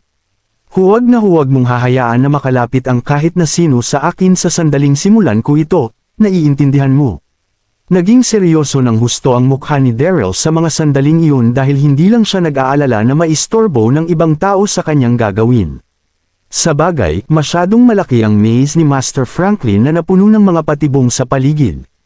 Kaya magiging mahirap pa rin sa kahit na sino na magpunta rito. Sige, walang problema. Walang pag-aalinlang ang sagot ni Madam Pandora. Hindi nito alam ang pinaplanong gawin ni Daryl pero nakahanda pa rin siyang gawin ang lahat para rito. Kaya hindi na nagaksaya pa ng oras si Daryl, agad siyang naglakad papunta sa gitna ng altar para simulan ang pagtatayo sa Chaos Teleportation Array. Noong una ay napansin niya na masyado itong madali hanggang sa unti-unti itong humirap. Masyadong malaki ang pagkakaiba ng teleportation array sa kahit na anong array o formation na natutunan ni Daryl noon. Nangangailangan si Daryl na maglaan ng sarili niyang internal energy nang walang tigil. Masyado rin itong mahirap at matagal kaya mangangailangan siya ng ilang araw para tuluyang matapos ito. Lumipas ang isang araw sa loob ng isang iglap. Kasalukuyan pa ring binubuo ni Daryl ang teleportation array habang walang tigil na tumatagaktak ang pawis sa kanyang noo. Maingat naman siyang binantayan ni Madam Pandora sa mga sandaling ito. Gusto niya sanang panasan ang pawis ni Daryl pero agad niyang pinigilan ang kanyang sarili sa takot na baka mawala ito sa focus. Hindi nagtagal ay lumipas muli ang isa. Pang-araw, dito na pumasok si Daryl sa punto na kung saan ang kagustuhan na lang niyang matapos ang teleportation array ang natira sa kanyang isipan. Dito na sila nakarinig ng mga tunog ng yapak mula sa mga tunnel habang nagpapakita ang dalawang grupo ng mga kalalakihan. Ang isa sa mga grupo ay nakasuot ng isang armor na mayroong emblem ng araw na nakahabi rito. Sila ay walang iba kundi ang mga bantay sa kabisera ng Dayrise Principality. Nagpakita rin ang isang lalaki na mayroong arroganting itsura ng mukha, nagsuot ito ng isang magandang robe habang naglalabas ng matinding aura. Ito ay walang iba kundi si Jameson na siyang nagtanim ng sama ng loob kay Daryl. Ipinadala siya ng hari nang malaman nila na nagmumula sa Mount Roxor ang malakas na pagyanig na naramdaman sa buong Roland Continent. Naging magkaiba naman ang mga damit na suot ng ibang grupo ng mga lalaki pero nagpakita pa rin ito ng iisang insignia sa kanilang mga balikat. Naramdaman ni Daryl na malakas ang mga lalaking ito na miyembro ng Bounty Alliance. Pinangunahan naman ang grupong ito ng isang bata at guwapong lalaki na kilala sa pangalang Kerem, nakita na ito ni Daryl noon. Kabanata 3527. Si Kerem ang pinsan ni Madeline. Ito ang nagkulong kay Daryl sa kuweba kasama ng dragon para mailigtas ang kanyang buhay nang makasagupan nila ang isang mabagsik na dragon sa loob ng isa sa mga kuweba sa Storm City. Pero agad na nakapaghiganti si Daryl matapos nito. Si Kerem, kagaya ni Jameson ay ipinadala rito ng Bounty Alliance para imbestigahan ang pinagmulan ng malakas na pagyanig sa Roland Continent. Agad na bumagsak ang mood ni Daryl nang makita niya ang dalawa roon. Mukhang minamalas ako para makita ang dalawang mangmang na ito rito. Agad namang nagpanik si Madam Pandora habang iniisip kung paano niya lalabanan ang ganito karaming tao ng mag-isa. Agad na nagulat sina Kerem at Jameson nang makita nila si Daryl doon, at mas tumindi ang kanilang. Pagkagulat nang makita nila si Madam Pandora, napalunok na lang sila sa kanilang mga sarili nang makita nila kung gaano ito kaganda. Masyado pa rin itong maganda para mabigani silang lahat kahit na 2 araw na itong masugid na nagbabantay sa altar. Hindi natuwa si Madam Pandora sa ginawang pagtingin ng mga kalalakihan sa kanya. Dito na siya umabant habang sinasabi na, mayroong importanteng ginagawa si Darren ngayon kaya huwag na kayong lumapit sa kanya. Naiinis namang napakunot ang noo ni Jameson sa kanyang narinig. Ano pa ba ang gagawin ng isang lalaki at babae sa loob ng isang tagong lugar? Tumawa ito ng mahina habang sinasabi na, narinig ko na umalis ka raw ng Golden Lion Principality, Madam Pandora. Inakala ko na gusto mo lang mag-lay low sa malayo pero hindi ko inasahan na makikipaglaro ka pala ng apoy sa isang Royal Guard. Dito na niya naiinis na tiningnan si Daryl. Palaging itinuturing ni Jameson si Daryl bilang tinak sa kanyang buhay. Kaya agad siyang gumawa ng plano para hulihin ito at ipatapon sa Golden Lion Principality bilang isang convict na naghihintay ng paglilitis. Pero hindi pa rin umayon sa kanyang mga plano ang mga bagay-bagay. At kung tutuusin ay mas naging maginhawa pa ang buhay ni Daryl dito. Ilang araw na ang nakalilipas mula noong sumali si Jameson sa isang kompetisyon laban sa Golden Lion Principality bilang kinatawan ng Day Rise Principality, dito na siya nagawang talunin ni Daryl. Isa itong kahihiyan na hindi niya magagawang tanggapin kaya agad siyang nagtanim ng sama ng loob kay Daryl. Agad na lumalim ang kanyang sama ng loob nang makita niyang kasama ni Daryl si Madam Pandora. Agad namang namula ang mukha ni Madam Pandora sa ginagawang paghahaman ni Jameson. Manahimik ka, nanlalamig namang tumawa rito si Jameson habang tinitingnan ang kanyang paligid. Anong klase ng lugar ito? Dito na niya nakita ang isang malaking altar na sinuportahan ng iba't ibang mga batong haligi sa paligid na masyadong misteryoso at komplikado. Hanggang ngayon ay hindi pa rin niya alam na isa itong teleportation array at hindi isang altar. Nabibighani namang tinitigan ng nakatayo sa isang tabi na si Kerem si Madam Pandora ng mahabang panahon. Narinig niya ang tungkol sa magandang si Madam Pandora ng Golden Lion Principality kaya agad niyang naramdaman na karapat-dapat lang ito sa kanyang titulo. Pero agad siyang nagalit nang makita niya si Daryl. Malinaw pa rin niyang naaalala kung paano siya nito ipinahiya sa harapan ng kanyang pinsan sa kuweba, at ang magandang relasyon ni Daryl kay Madam Pandora ay parang isang asin na tumama sa kanyang sugat. Hindi niya maintindihan kung paano nagawa ng isang payaso na kagaya ni Daryl na makipagkaibigan kay Madam Pandora. Habang tumatagal ay mas gumugulo ang lahat sa kanyang isipan. Darren, ano ang nangyayari? Mayroon ka bang kinalaman sa lindol na nagmula sa Mount Roxor? Tanong ng nakatinging si Jameson sa kanya. Naging dominanti at bastos ang tono na kanyang ginamit. Sa pangkaraniwang mga pagkakataon ay hindi nito magagawang gumamit ng ganitong klase ng tono kay Daryl. Sa bagay, mas malakas pa rin ito kaysa sa kanya, pero agad niyang napansin ang panghihina nito nang tingnan niya ito ng maigi ngayon. Kabanata 3528. Sa bagay, nasa panig pa rin ni Jameson ang advantage pagdating sa bilang ng mga tauhan. Maging si Kerem ay nakatitig ng husto kay Daryl habang naghihintay ng sagot. Sumanghal naman si Daryl at sumagot ng, hindi mo naiintindihan kung ano ang nangyayari rito kahit na ipaliwanag ko pa ito sa inyo. Kaya mas mabuti kung umalis na lang kayo ng inyong mga tauhan. Dito na siya tumingin kay Kerem para sabihin, ikaw din, huwag malas ka na at huwag na ninyo akong iistorbahin pang muli. Naging agresibo si Daryl nang dahil sa panggugulo ng mga ito. Mayroon pa siyang mga kailangan na gawin bago tuluyang matapos ang ginagawa niyang teleportation array. Agad namang nena si Jameson sa inasal ni Daryl. Iniisip Mob A na nasa likod mo pa rin ang Golden Lion Principality at ang Reyna para tulungan ka. Hindi, kaya huwag kang aasal ng ganyan sa harapan ko. Nanlamig na ang tono ng kanyang boses sa mga sandaling ito. Maging si Kerem ay nagalit ng gusto rito. Mukhang ayaw mo na nga talagang mabuhay nang sabihin mo iyan sa akin, sigaw nito. At pagkatapos ay itinuro nito ang kanyang ulo kay Jameson habang sinasabi na, patayin natin siya. Matalino si Kerem, kaya agad niyang nalaman na masyadong malakas si Daryl kaya hindi nila ito magagawang pantayan kahit na isama pa nito ang kanyang mga tauhan. Ito ang dahilan kung bakit agad siyang nakipagsanib puwersa kay Jameson. Agad namang sumangayon si Jameson sa kanyang plano. Tumango at sumigaw ito ng, patayin ninyo siya. Dito na biglang sumigaw ang daan-daang mga bantay habang sumusugod papunta kay Daryl. Sinamahan ni Kerem at ng mga tauhan nitong mula sa Bounty Alliance ang sigaw ng mga bantay bago magsisugod papunta kay Daryl. Tigil, tigil, sigaw ni Madam Pandora habang papunta kay Daryl. Gusto niyang harangin ang daraanan ng mga ito pero agad siyang pinigilan ng mga tauhan mula sa Bounty Alliance. Hayop kayong mga duwag kayo. Isip ni Daryl nang makita niya ang pagsugod ng mga ito papunta sa kanya kasama ng kanilang mga tauhan. Dito na siya tumingin kay Madam Pandora para sabihin, huwag po kayong mag-alala sa akin. Dito na biglang sumabog ang kanyang internal energy habang sumusugod papunta sa mga paparating na kalalakihan. Ascension of the Nine Dragons. Sigaw ni Daryl gamit ang malakidlat sa lakas niyang boses. Dito na biglang nasira ang daloy ng hangin sa kanilang paligid habang nabubuo ang isang nakakatakot na windstorm sa kanilang itaas. At pagkatapos ay agad na nagpakita ang 9 na gintong mga dragon sa kanilang harapan. Dito na maririnig ang makapanindig balahibong sigaw habang dinadala ng mga dragon ang mga kalalakihan pababa sa sarili nilang mga dugo.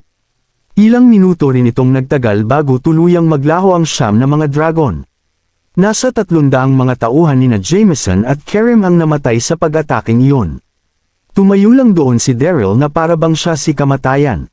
Kasalukuyang namumutla ang kanyang mukha matapos makuha ng parehong paggawa sa array at ng Ascension of the Nine Dragons ang malaking bahagi ng kanyang internal energy. Agad na namutla ang mukha ni na Kerem at Jameson nang makita nila ang pagbagsak ng kanilang mga tauhan. Mas malakas pa pala si Daryl kaysa sa kanilang inaasahan.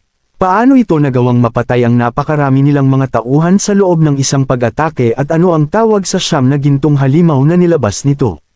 Maging si Madam Pandora ay nanginig sa sobrang pagkagulat habang nanlalambot ang kanyang mga tuhod. Hindi ito makapaniwalang tumitingin kay Daryl habang iniisip na, ito pala ang tunay niyang lakas. Masyado itong matindi. Kabanata 3529. At sa wakas ay nagising na rin si Kerem sa katotohanan, kamahalan, masyado pong malakas si Daryl para sa atin. Sigaw nito kay Jameson. 300 mga tauhan ang namatay ng ganoon-ganoon na lang. Dito na napatras ang mga natirang miyembro ng Bounty Alliance at mga bantay ng kabisera habang nagpapakita ng matinding takot sa kanilang mga mata. Dito na huminga ng malalim si Jameson habang sinasabi na, bakit kayo nagpapanik? Ginamit na niya ang karamihan ng kanyang enerhiya kaya sigurado ako na hindi na siya magtatagal sa sandaling umatake tayong lahat ng sabay-sabay. Dito na siya sumugod papunta kay Daryl para maging halimbawa sa kanyang mga kasama. Sugod. Oo nga, kinakailangan nating umatake ng sama-sama. Agad na sumugod papunta kay Daryl nang walang pag-aalinlangan si Kerem kasama ng kanyang mga tauhan. Mag-ingat ka, Darren, sigaw ni Madam Pandora. Gustong-gusto niyang tulungan si Daryl pero ano nga ba ang magagawa ng isang mahina na kagaya niya? Wala na talaga sa sarili ang mga ito. Kumunat ang noo ni Daryl habang nawawala sa kanyang poster. Siguradong hindi magiging maganda para sa kanya kung ipagpapatuloy niya ang pakikipaglaban sa mga ito.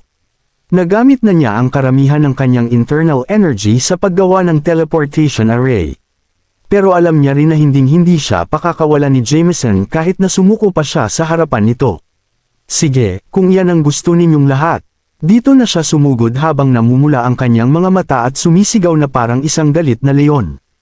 Tila isang iglap na lumampas ang kalahating oras, dito na mas tumindi ang kanilang laban habang paubos naman ng paubos ang lakas ni Daryl. Kasalukuyan na itong babad sa kanyang dugo na hinaluan ng mga tumalsik na dugo ng kanyang mga kalaban. Naging kasing taas na ng bundok sa mga sandaling ito ang mga napatay niyang kalaban habang nakatayo na parang si kamatayan, na puno ng panlalamig at pamumutla ang kanyang mukha sa mga sandaling iyon na para bang nasa dulo na ng kanyang buhay. Hindi na siya magtatagal pa. Ito na ang tsansa natin para patayin siya. Nasa sabik na sigaw ni Jameson habang muling sumusugod papunta kay Daryl habang pumumunta naman si Kerem sa likuran nito. Napunta kay Jameson ang buong atensyon ni Daryl kaya hindi niya inasahan ang pananambang ni Kerem mula sa kanyang likuran. Hulin ay ang lahat nang mapansin niya ang presensya ni Kerem. Agad na tumusok ang espada sa kanyang balikat, dito na sumirit ang sariwan niyang dugo na nagpapula sa kanyang kinatatayuan. Sa pangkaraniwang mga pagkakataon ay hindi magiging mahirap para kay Daryl ang pagtalo sa mga ito pero nagawa pa rin siyang atakihin ng mga ito kung kailan siya pinakamahina. Dito na niya na-realize ang posibilidad na baka hindi na siya makalabas pa ng buhay dito. Buwisit. Tiniis ni Daryl ang sakit habang nakatitig kay Kerem. Masyado itong tuso para magawa siyang tambangan mula sa likuran. Imbes na magpanik ay agad na nagyabang si Kerem nang makita nito ang pagtingin ni Daryl. Ngayon ang araw ng iyong kamatayan, Darren. Kaya sumuko ka na lang. Walang awa, nitong sigaw kay Daryl. Palaging kinampihan ni Madeline si Daryl habang sinisermonan nito si Kerem nang dahil sa kanyang ginawa mula noong makaalis sila sa Storm City. Kaya galit na lang ang tanging naramdaman ni Kerem sa mga sandaling iyon, dito na niya ipinangako sa kanya ay nagsarili na papatayin niya si Daryl anuman ang mangyari sa sandaling magkaroon siya ng pagkakataon na gawin ito. Nasabik din ng husto si Jameson habang binabati ang kasama niyang si Kerem. Mahusay, Ginoo, napakagaling ng ginawa mo, at pagkatapos ay agad siyang nanlalamig ng umiti kay Daryl habang sinasabi na, hindi mo na kailangan pang magpumiglas, Darren. Tumayo ka na lang dyan nang matapos na ang lahat ng ito. Kabanata 3530. Sumanghal naman si Daryl habang binabaliwala ang sinasabi ng dalawa. Darren, okay ka lang ba? Naiiyak na tanong ni Madam Pandora. Hinding-hindi niya ginustong makita si Daryl ng ganito. Tumanggaw naman si Daryl habang sinusubukan itong pakalmayan. Okay lang ako. Kasalukuyan na siyang napapaligiran ngayon ni na Jameson, Kerem at ng kanilang mga tauhan. Gusto ninyo akong mamatay, mangarap kayong lahat. Napaatras si Daryl sa isang kanto habang namumula ang kanyang mga mata at sa loob ng isang sigaw ay agad niyang pinindot ang acupoint sa kanyang balikat para pigilan pagdaloy ng kanyang dugo rito. Dito na niya biglang binunot ang Heavenly Halberd na kanyang isinwing sa harapan ng kaniyang mga kalaban. Gumawa ng tunog ang Heavenly Halberd habang bumabalot ang isang kulay dugong liwanag sa daan-daang mga kalalakihan na malapit sa kanya. Agad na napasigaw ang mga ito habang bumabagsak sa sarili nilang mga dugo. Dito na biglang namula ang mga mata ni Jameson sa sobrang galit at pagkagulat. Paano naging posible para kay Daryl na gawin ang ganito katinding pag-atake habang nanghihina ang kanyang katawan? Dapat na siyang mamatay ngayong araw. Dahil kung hindi ay hindi na nila alam kung ano pa ang klase ng mga problema na dadalhin nito sa kanila sa hinaharap. Agad niyang hinawakan ng maigi ang kanyang espada habang sumusugod papunta kay Daryl. Masyadong naging mabilis ang kanyang pag-atake kaya hindi na ito nagawa pang ilagan ng nanghihinang si Daryl, at pagkatapos ay agad na nagpakita ang isang napakalalim na sugat na nagpalabas ng buto sa kanyang likuran. Dito na biglang nag-collapse si Daryl sa tindi ng sakit na kanyang tinamo. Hindi. Dito na tuluyang bumagsak si Madam Pandora habang walang tigil na umiiyak sa kanyang pwesto. Gustong-gusto na niya sanang lumapit pero agad siyang dinakip ng mga tauhan ng Bounty Alliance. Nakaramdam na siya ng konsensya noong mahuli ito ng Sect Master kaya hindi na niya kakayanin pa kung makikita niya itong atakihin ng ganito karaming mga kalalakihan ng sabay-sabay. Namutla na ng husto ang mukha ni Daryl. Bahagya itong ngumiti habang naririnig ang sigaw ni Madam Pandora. Huwag ka nang umiyak. Hindi ito ang pinakamatinding pangyayari sa aking buhay. Walang panama ang mga ito sa akin. Dito na muling nagpakita ang inis sa mukha ni Jameson. Tigilan mo na ang pagyayabang mo. Mga tauhan, tapusin na ninyo siya ngayon din. Dito na nabalot ng sigawan ang mga kalalakihan habang sumusugod kay Daryl. Hiniling naman ni Daryl sa kanyang sarili na magamit ang White Lily Coal Flame. Siguradong maaabot si Jameson, Kerim at ang mga tauhan nito sa sandaling magamit niya iyo. Pero malaki ang tsansa na maaburin dito si Madam Pandora. Sabagay, wala itong kahit na kaunting Saint Energy sa kanyang katawan. Buwisit, ano na ang gagawin ko? Palapit na ng palapit ang kanyang mga kalaban habang naiipin siya sa isang dilema. Dito na biglang sumigaw ang isang tao mula sa malalim na bahagi ng tunnel. Huwag kang mag-alala, kamahalang Darren. Nandito na kami. Agad na napalingon ang lahat sa boses habang nagugulat sa kanilang nakita. Dito na, lumabas mula sa malamis na tunnel ang libu-libong mga imahe na nakasuot ng malambot na kulay pula at itim na armor na siya ring nilagyan ng disenyo ng isang dagwang kamay sa kanilang mga dibdib. Sumugod ang mga ito na parang isang tsunami. Dumating na ang mga tauhan ng Bloodhound Organization, pinamunuan ang mga ito ng walang iba kundi ang cool at attractive na si Olenna. Agad na pinapunta ni Owen ang kanyang mga tauhan sa Mount Roxor nang maramdaman nila ang malakas na pagyanig mula rito. Agad naman nilang nakita kung paano atakihin ni Kerim at Jameson si Daryl nang makarating sila rito. Naaalala pa rin ni Olenna kung paano ginamit ni Daryl ang Affix Immortal Pill para pilitin siyang sumuko. Napahiya siya rito ng husto pero agad pa ring gumanda ang kanyang impresyon kay Daryl matapos niya itong makilala ng maigi. Ito ang dahilan kung bakit hindi siya mag-aalinlangang tulungan ito. Agad namang nanatla ang mukha ni na Jameson, Kerim at ng mga tauhan nito nang makita nila ang libu-libong mga tauhan ni Olenna. Maraming salamat po, mga kamaster. Paki-subscribe, and hit the notification bell para sa susunod nating kabanata.